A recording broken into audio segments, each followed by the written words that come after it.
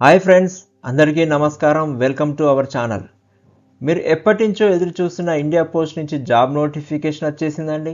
Postal శాఖలో భారీ job notification అండి. దాదాపుగా 27,000కు పైగా సంబంధించిన వేకెన్సీకి సంబంధించిన నోటిఫికేషన్ వచ్చేసిందండి. ఈ జాబ్కి వచ్చేసి 10వ తరగతి పాస్ అయితే చాలండి. ఎటువంటి పరీక్ష లేదు, ఎటువంటి ఇంటర్వ్యూ లేదు. కాబట్టి అర్హత ఉన్న వారందరూ కూడా అప్లై చేసుకోవాలండి. ఇంకొక గుడ్ న్యూస్ ఏంటంటే మన ఆంధ్రప్రదేశ్ అండ్ తెలంగాణ రాష్ట్రాలలో కూడా ఈ పోస్టులకు సంబంధించిన ఖాళీలు ఉన్నాయండి. ఈ వీడియోలో మీకోసం నోటిఫికేషన్ సంబంధించిన వివరాలన్నీ కూడా ఎక్స్ప్లెయిన్ చేస్తాను. ఎవరు అప్లై చేసుకోవచ్చు, అర్హతలు కావాల్సినవి ఏంటి అనేది, జాబ్ అప్లికేషన్ సంబంధించిన ఫీజు ఎంత ఉంటుంది, ఎలా అప్లై చేయాలి, సెలక్షన్ ప్రాసెస్ ఏంటి అన్నీ కూడా క్లియర్గా ఎక్స్ప్లెయిన్ చేస్తాను. కాబట్టి ఎక్కడ కూడా స్కిప్ చేయకుండా కంప్లీట్గా వీడియోని చూడాలని కోరుకుంటున్నాను. నోటిఫికేషన్ సంబంధించిన ముఖ్యమైన విశేషాలు చూసుకుంటే ఇది ఒక కేంద్ర ప్రభుత్వం సంబంధించిన ఇండియా పోస్ట్ నుండి గ్రామీణ డాక్ సేవకు సంబంధించిన నోటిఫికేషన్ విడుదలైందండి. ఎటువంటి రాత పరీక్ష కానీ ఇంటర్వ్యూ కానీ ఉండదు. కేవలం 10వ తరగతి మెరిట్ ఆధారంగానే ఎంపిక చేస్తారు. ఇక ఏ పోస్టులు ఉన్నాయంటే బ్రాంచ్ పోస్ట్ మేనేజర్స్ ఉన్నారు and assistant branch post manager ఉన్నాయండి. అండ్ డాక్ సేవక్ కింద కూడా ఖాళీలు ఉన్నాయి. ఏపీ అండ్ తెలంగాణ 2 రాష్ట్రాలకు సంబంధించిన అభ్యర్థులు అర్హులండి ఈ పోస్టులకు సంబంధించి. ఇక మనం వేకెన్సీస్ చూసుకుంటే ఈ నోటిఫికేషన్ ద్వారా దేశవ్యాప్తంగా వివిధ సర్కిల్స్లో పోస్టులను భర్తీ చేస్తున్నారండి. ఆంధ్రప్రదేశ్ సర్కిల్ అండ్ తెలంగాణ సర్కిల్కి సంబంధించిన కంప్లీట్ పోస్ట్ డీటెయిల్స్ అన్నీ కూడా వెబ్సైట్లో వాళ్ళు ఇచ్చారండి. అక్కడికి వెళ్ళి మనము సర్కిల్ని క్లిక్ చేసుకొని మీ సర్కిల్ని క్లిక్ చేసుకొని మీరు వేకెన్సీస్ చూసుకొని మీరు అప్లై చేసుకోవచ్చు. అధికారిక వెబ్సైట్లో మీ జిల్లాల ఖాళీలను చెక్ చేసుకోండి. వెబ్సైట్కి సంబంధించిన లింక్ను డిస్క్రిప్షన్ బాక్స్లో ఇస్తాను, అక్కడి నుంచి మీరు చూసుకొని చెక్ చేసుకోవచ్చు. ఇక శాలరీ స్ట్రక్చర్ చూసుకుంటే వెరీ ఇంపార్టెంట్ అండి అందరికీ కూడా. కేటగిరీ వచ్చేసి బ్రాంచ్ పోస్ట్ మేనేజర్స్కి వచ్చేసి 12,000 నుండి 29,380 రూపాయల వరకు ఉండొచ్చు అని చెప్తున్నారు. అసిస్టెంట్ బ్రాంచ్ మేనేజర్ వారు పోస్ట్ మేనేజర్కి వచ్చేసి మరియు డాక్ సేవక్ వారికి వచ్చేసి 10,000 నుండి 24,470 రూపాయలు ఉండొచ్చు అని చెప్తున్నారు. డియర్నెస్ అలవెన్సెస్ మరియు ఇతర సౌకర్యాల నిబంధనల ప్రకారంగా ఉంటాయని చెప్తున్నారు. ఎడ్యుకేషన్ క్వాలిఫికేషన్ చూసుకుంటే గుర్తింపు పొందిన బోర్డు నుండి 10వ తరగతి పాస్ అయి ఉండాలండి. ముఖ్యమైన సబ్జెక్టులు మ్యాథ్స్ మరియు ఇంగ్లీష్ సబ్జెక్టులో ఖచ్చితంగా పాస్ అయి ఉండాలని చెప్తున్నారు. ఇక స్థానిక భాష లోకల్ లాంగ్వేజ్ వచ్చేసి మీరు అప్లై చేస్తున్న రాష్ట్రం యొక్క స్థానిక భాష ఆంధ్రప్రదేశ్ తెలంగాణ వారికి అయితే తెలుగు ఖచ్చితంగా పాస్ అయి ఉండాలి, వారికి ఖచ్చితంగా రావాలి, 10వ తరగతి చదివి ఉండాలి వారు. అదర్ క్వాలిఫికేషన్స్ చూసుకుంటే కంప్యూటర్ నాలెడ్జ్ అనేది ఉండాలి, అభ్యర్థులకు ప్రాథమిక కంప్యూటర్ పరిజ్ఞానం ఉండాలి, అండ్ సైకిల్ తొక్కడం అనేది తప్పనిసరిగా వచ్చి ఉండాలి. స్కూటర్ లేదా బైక్ నడపగలిగిన వారు కూడా అప్లై చేసుకోవచ్చు అని చెప్తున్నారండి. ఎంపికైన తర్వాత ఆ గ్రామంలోనే నివాసం ఉండాలి. ఇది వెరీ మచ్ ఇంపార్టెంట్ పాయింట్ అండి. కాబట్టి మీ సర్కిల్ని మీరు ఎంచుకునేటప్పుడు చాలా జాగ్రత్తగా ఎంచుకోవాలని కోరుకుంటున్నానండి. ఏజ్ లిమిట్ చూసుకుంటే కనీసం వయసు వచ్చేసి 18 సంవత్సరాలు ఉండాలి, గరిష్టంగా 40 సంవత్సరాలు ఉండాలి. ఇక అప్లికేషన్ చివరి తేదీ నాటికి ఈ వయసు అనేది క్యాలిక్యులేట్ చేస్తారండి వారు. ఇక as per government rules and regulations ప్రకారంగా ప్రతి ఒక్క కేటగిరీకి ఏజ్ రిలాక్సేషన్ అనేది ఉందండి. ఎస్సీ ఎస్టీ వారికి 5 years ఉందండి, ఓబీసీ వారికి 3 years ఉందండి, పీడబ్ల్యూ వారికి 10 years ఉందండి, పీడబ్ల్యూడి ప్లస్ ఓబీసీ వారికి 13 సంవత్సరాలు ఉందండి, పీడబ్ల్యూడి ఎస్సీ ఎస్టీ వారికి 15 సంవత్సరాలు ఉందండి, అండ్ ఈడబ్ల్యూఎస్ వారికి మాత్రం ఎటువంటి సడలింపు లేదని చెప్తున్నారు. ఇక సెలక్షన్ ఎలా చేస్తారంటే ఆన్లైన్ అప్లికేషన్లో అప్లై చేసుకోవాలి. తర్వాత సిస్టమ్ జనరేటెడ్ మెరిట్ లిస్ట్ కింద వారిని సెలక్షన్ చేయబడుతుంది. దాని తర్వాత డాక్యుమెంటేషన్ వెరిఫికేషన్ అనేది జరుగుతుందండి. చాలా సింపుల్గా సెలక్షన్ ప్రాసెస్ అనేది అవుతుందండి. ఇక్కడ గుర్తుంచుకోవాల్సింది మెరిట్ అనేది చాలా ఇంపార్టెంట్ అండి. కీలక అంశాలు డీటెయిల్స్ చూసుకుంటే నో ఎగ్జామ్ అండి, ఎటువంటి రాత పరీక్ష ఉండదండి. మెరిట్ బేసిస్ మీదనే 10వ తరగతిలో వచ్చిన మార్కులతోటి గ్రేడ్స్ ఆధారంగానే ఎంపిక చేస్తారు. హయ్యర్ ఎడ్యుకేషన్ పై చదువులు ఒకవేళ మీకు ఎక్స్ట్రా క్వాలిఫికేషన్స్ ఉన్నా కానీ దాన్ని కన్సిడర్ చేయరని చెప్తున్నారండి. సెలక్షన్ చేస్తారంటే గ్రేడ్ పాయింట్ అండ్ మార్కుల విధానంగా చూసుకొని చేస్తారండి. మెరిట్ లిస్ట్ కోసం గ్రేడ్స్ను మార్కుల్లోకి మారుస్తారు. ఒకవేళ ఎవరైతే 10th ఎగ్జామ్స్ పాస్ అయిన వారికి మార్కులు కాకుండా గ్రేడ్ పర్సంటేజెస్ మీద వారు పాస్ అయిన వారు ఉంటుందో గవర్నమెంట్స్ ప్రకారంగా రెగ్యులేషన్స్ మారిన ప్రకారంగా వారి యొక్క గ్రేడ్ పాయింట్స్ని అనేది మార్కుల ప్రకారంగా వారు మారుస్తారండి.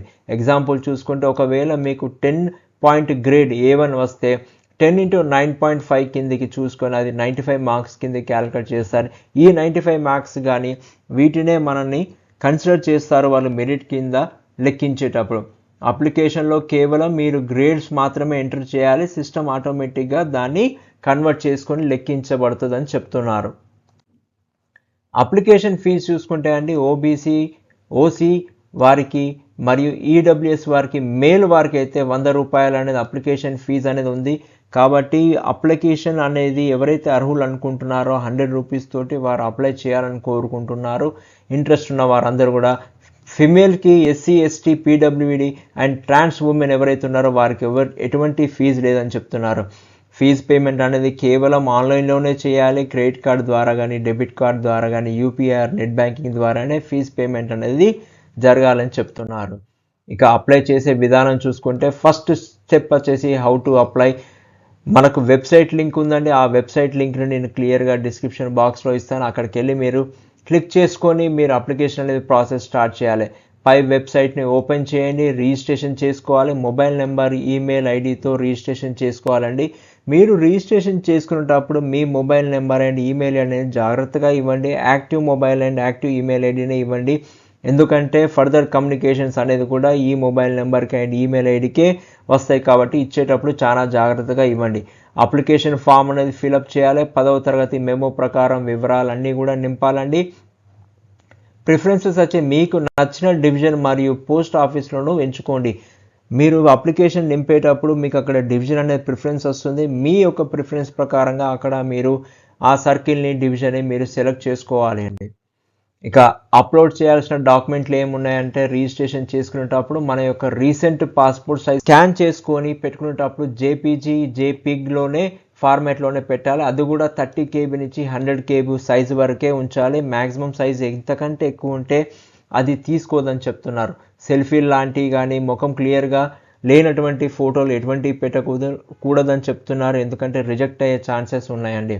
ఇక దాంతోపాటు మన యొక్క సిగ్నేచర్ అనేది కూడా మనం క్లియర్గా పెట్టేసి స్కాన్ చేసి అప్లోడ్ చేయాలండి. దాన్ని కూడా జేపీజీ ఆర్ జేపెక్ ఫార్మాట్లోనే మనం అప్లోడ్ చేయాలి. దాని యొక్క సైజ్ వచ్చేసి 20 KB నుంచి మ్యాక్సిమం 100 KB లోపే ఉండాలి. బ్లర్గా ఉన్న సిగ్నేచర్స్ ఎటువంటి అయినా ఉంటే మాత్రం అవి రిజెక్ట్ చేస్తారని చెప్తున్నారు. ఇక చూసుకుంటే ప్రొఫైల్ సంబంధించింది ఏంటంటే roles and responsibilities of branch post manager వచ్చేసి బ్రాంచ్ యొక్క ఆఫీస్ నిర్వహణ ఉంటుందండి, ఆపరేషన్స్ ఉంటుందండి, ఐబీపీ సేవలు అండ్ రికార్డులకు సంబంధించిన నిర్వహణ చూసుకోవడం అనేది ఉంటుందండి. ఇక assistant branch post manager and Dak Sevak వారికి చూసుకుంటే స్టాంపులు అనేది అమ్మకం చేస్తూ ఉండాలి. ఇంటింటికి వెళ్ళి ఉత్తరాలు డెలివరీ చేయడం అనేది door step delivery of the posts ఏవైతే వస్తాయో వాటన్నిటిని సర్వీస్ చేయడం అనేది వీరి యొక్క ప్రొఫైల్ అండి, రెస్పాన్సిబిలిటీ అండి. ఇక ముఖ్యమైన తేదీలు మనం గుర్తుంచుకోవాల్సింది మన క్యాలెండర్లో మార్క్ చేసుకోవాల్సిన డేట్స్ అండి. ఎవరు కూడా మర్చిపోకండి. రిజిస్ట్రేషన్ ప్రారంభం అనేది January 31, 2026 నుంచి ప్రారంభమవుతుంది. అప్లికేషన్ పెట్టుకోవడానికి ప్రారంభ తేదీ వచ్చేసి 2 February 2026 అండి. అండ్ ఈ ముఖ్యంగా గుర్తుంచుకోవాల్సిన డేట్ అప్లికేషన్ చివరి తేదీ వచ్చేసి 16 February 2026 అండి. ఇందులో మీకు ఏదైనా తప్పులు జరిగి ఉంటే కరెక్షన్ చేసుకోవాల్సిన పరిస్థితి ఉంటే మాత్రం కరెక్షన్ విండో అనేది 18 అండ్ 19 February 2026 రోజు ఓపెన్ ఉంటుంది. అప్పుడు మీరు కరెక్షన్స్ అనేది చేసుకోవచ్చు. చివరి నిమిషం వరకు ఆగవద్దు. సర్వర్ బిజీగా ఉండే అవకాశం ఉంటుంది. కాబట్టి మీరు అప్లికేషన్స్ అనేది అప్లోడ్ చేయడం అనేది రిజిస్ట్రేషన్ చేసుకోవడం అనేది స్టార్ట్ చేయండి. Don't wait till last date. ఇక ఎవరైతే అప్లై చేస్తున్నారో అందరు కూడా జాబ్ ఆస్పిరెంట్స్ అందరికీ కూడా ఆల్ ది బెస్ట్ అండి. మరిన్ని జాబ్ అప్డేట్స్ కోసం మా ఛానల్ని సబ్స్క్రైబ్ చేసుకోండి. ఈ వీడియోని మీ ఫ్రెండ్స్ అండ్ ఫ్యామిలీ మెంబర్స్కి ఖచ్చితంగా షేర్ చేయండి. ఎవరికైతే జాబ్ నీడ్లో ఉన్నారో వారందరూ కూడా మీరు చేయండి. And official notification link description బాక్స్లో ఉంటుందండి. మీరు ఖచ్చితంగా అప్లై చేసే ముందు క్లియర్గా నోటిఫికేషన్ చదవాలి. ప్లస్ వెబ్సైట్ని కూడా మీరు విజిట్ చేసి సర్కిల్ వైజ్గా ఖాళీలు ఉన్నాయని కూడా చూసుకోండి. ఇంకా ఎటువంటి సందేహాలు ఏమైనా ఉండేది ఉంటే మీరు కామెంట్ సెక్షన్లో కామెంట్ చేయండి. మీకు నేను రివర్ట్ చేస్తాను, రిప్లై చేస్తాను. Thank you. All the best.